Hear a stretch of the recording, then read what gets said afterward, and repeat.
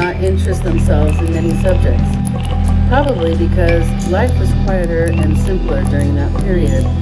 Their home, their church, which was the San Gabriel Mission, and their friends were their chief interests. The great outside world held little curiosity for the men and was never of interest to the women. Their speech was usually gentle and low, and their conversational topics limited to some past pleasure or some future event that promised a good time. Their pleasures were entirely connected with their home life. The women busied themselves with cooking, needlework, and flower gardening. It was their pleasant duty to raise flowers for use in their church and the graveyard. They did not use the word cemetery.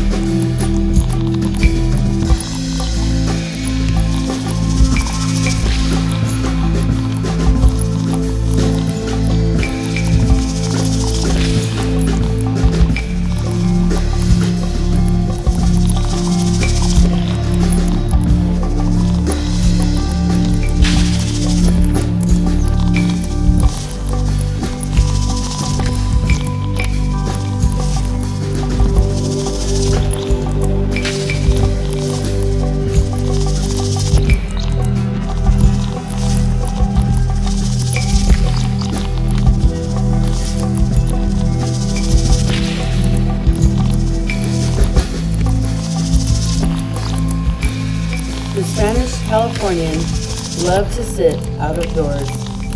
I have often spent a morning on the corridor when the patron and his guests were quietly chatting, slowly sipping wine, eating fresh fruit, or smoking cigarettes. The older men usually sat on the serape, thrown on the floor or ground, and played Nadia with Mexican cards. The game was Spanish whist, and the women would sit nearby with their needlework, and the children would play in the patio in front of the porch. Sometimes the young gallant would dash up into the steam-swept courtyard or patio and rein his horse so that the animal would rear up on its hind legs. This would frighten the older women, and they would call, "Cuidado," meaning "be careful," and the young girls would laugh. Showing off on horseback was a joy for Spanish men, both young and old. After the the horse was brought to a standstill, the young caballero or gentleman would shift his position in the saddle, roll a cigarette, and begin visiting. My husband, at the age of 70, still likes to display his skill as a horseman.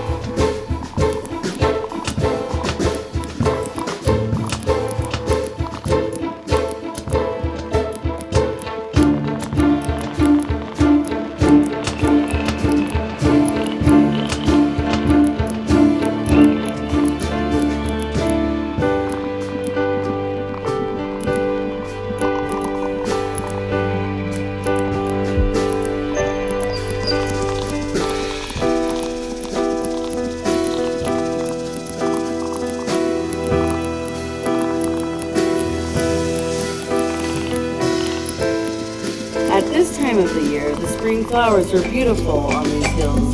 The wild walnut and oak trees provided pleasant shade for the women and children as they sat under the large tree and watched the men work.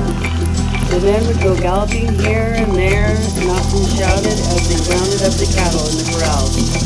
The calves were branded with the brand of the Rowland Cattle Company. The weather usually clear and sunny. The hills covered with wild flowers. The voices of men and the fine horses and the gorgeous panorama of the valley, hills and blue mountains made the day exciting and interesting.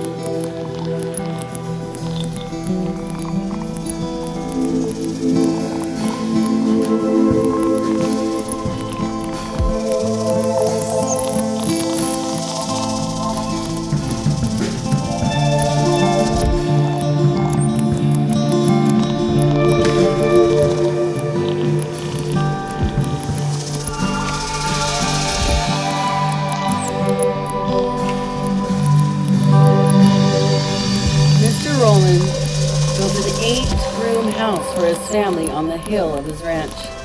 The wide front porch faced northeast, and there is a wonderful, unobstructed view of the valley, rolling hills and beautiful mountains. We spent much time on this porch. Our land was leased for grain farming. During the summer, we lived out of doors and cooked and served meals under the trees. At night, the children would enjoy sleeping in haystacks near the barn. In winter, we sat before our cheerful fireplace, or we would put the children in the back seat of our buggy and ride through the rain and the mud to Mr. Francisco Gazitte's home to spend the evening with him and his family.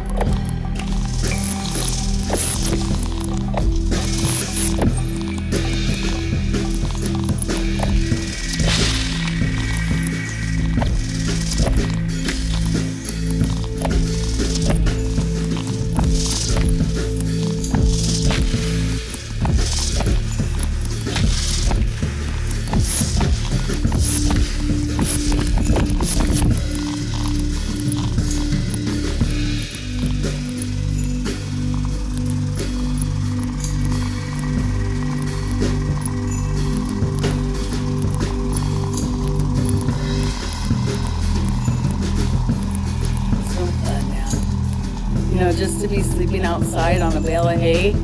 What an experience. You enjoy just the laughs and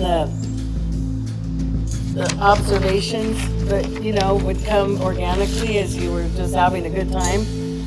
Not being interrupted by anything but the natural environment, the sounds of the birds and the, probably frogs and whatever else is in the area at the time.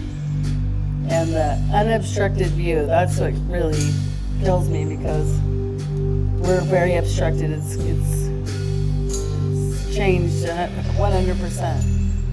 But I think not losing that vision of seeing those things and knowing that they're still there, even though they're obstructed by concrete, you have to have the ability to envision what that was like.